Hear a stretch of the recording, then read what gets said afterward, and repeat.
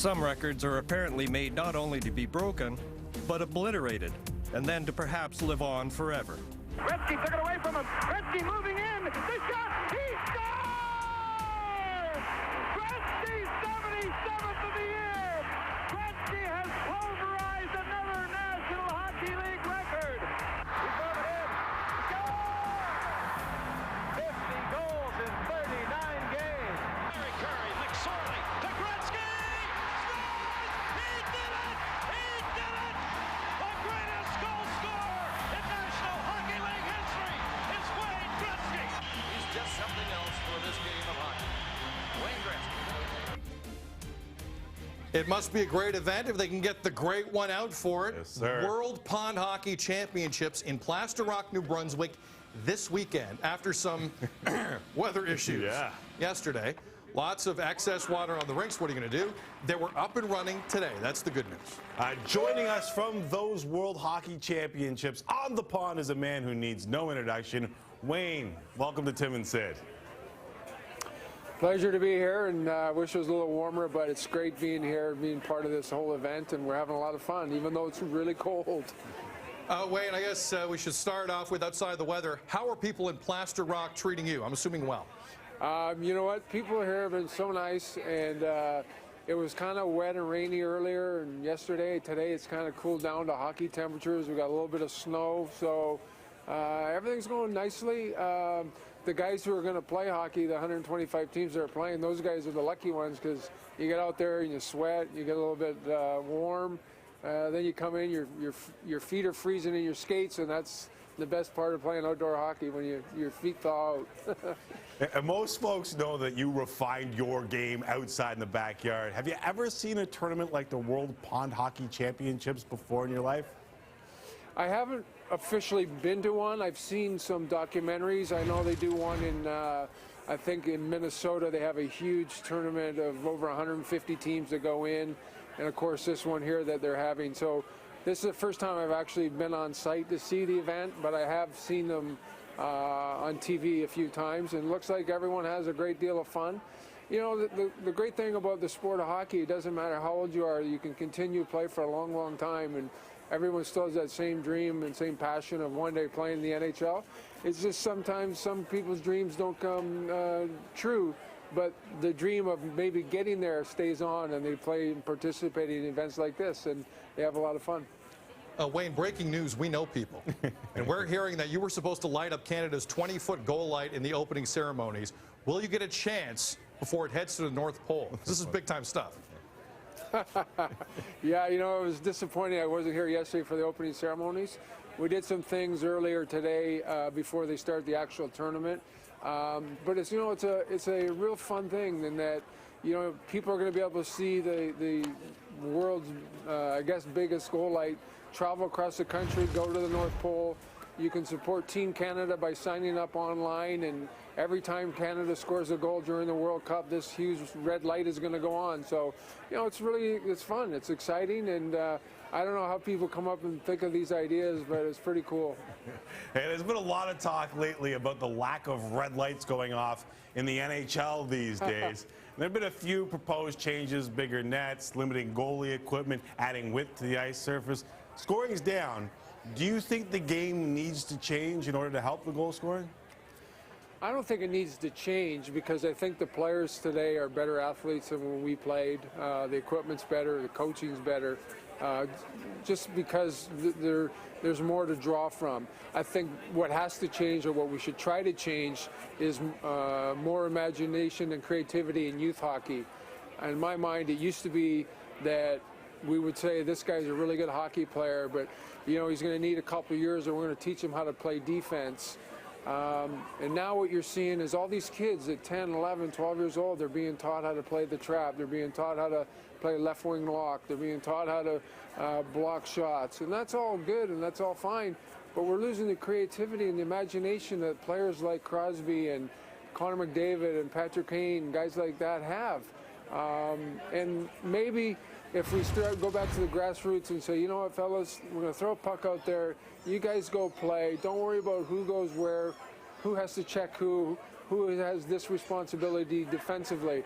And I think that it starts at youth hockey, and once we get back to that creativity with those kids, it's going to filter into the National Hockey League in years to come. I completely agree with the overcoaching at a young age. At a time when we know you're most creative. I mean, you and Bobby Orr refined your skills in the backyard on the pond with no coaches. Do you think that might be out-coached to some of the best players in the league? Well, Bobby Orr would have. Let's get that straight. Bobby Orr would have been fine no matter what era he played in, and for that matter, Messier and Gordie Howe. But, you know, for myself, it was probably I came along at the right time. There's no question that, A, I came in the right era, and B, I came to the right team with guys like Messier and Yuri Curry and Paul Coffey, guys like Glenn Sather and John Muckler who were coaching me. So timing is everything. Could I play today? Could I have got past junior hockey day? I don't know. Who knows? But I do know one thing. The creativity and the imagination that guys like Gordie Howe and Guy Lafleur, Bobby Orr, guys like that have, we're missing that in today's game, and more in the youth game, more of the kids, more with the youth hockey.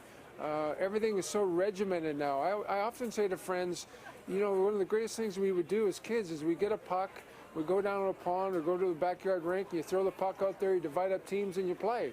If you said to 10 kids, all right, we're going to go on the ice and we're going to throw a puck out there, they wouldn't know what to do because everything has to be lined up for them. Everything has to be regimented, and we got to get away from that. And I think at a young age, we got to get these kids just really enjoying the sport much more than I think they are at this point in time. Here, Wayne. No arguments here. One of the other things we've talked about a lot on the show, with the enforcer all but done, who is policing the game? And when Connor McDavid went down, Don Cherry went on the air and said it was deliberate, causing some to suggest something like that wouldn't have happened to you in your era. Wayne, do you agree that way too many liberties in this day and age are being taken with the stars of today and wouldn't happen back then to you? Well, listen, it's one of those things, and I say this in all honesty, I don't play right now, so the only person who can, players that are playing today can answer that question, whether it's Crosby or Connor. I don't play, so I don't have an answer for you. I do know that the game has changed in the sense that if something transpired, you're right, it was taken care of, whether it was guys like Marty McSorley or Ty Domi, Dave Semenko. They straightened it out and they took care of the players. I think that there's no question that the game is much more visual now because of TV, so it's much more policed by the National Hockey League offices and by the TV controllers. So it's a different time. I can't give you an honest answer whether Connor would have been hurt 20 years ago when I played in the same play that he got hurt in this year. That's very hypothetical. I probably would have stopped up. I wouldn't have tried to go around the guy. That would have been the big difference. But there's no question, but it's like parenting. Things change. The way you raise your kids 30 years ago is different than parents raise their kids today. And you just have to change with the times. It's as simple as that. Okay, how much would the game of your game would have changed if there are no enforcers? I would have probably been a lot faster because you got to get out of the way. Yeah, probably would have changed a little bit, but I think the players are protected. The NHLPA, the league itself, and of course TV, I think does everything they can to protect every player, not just the star players.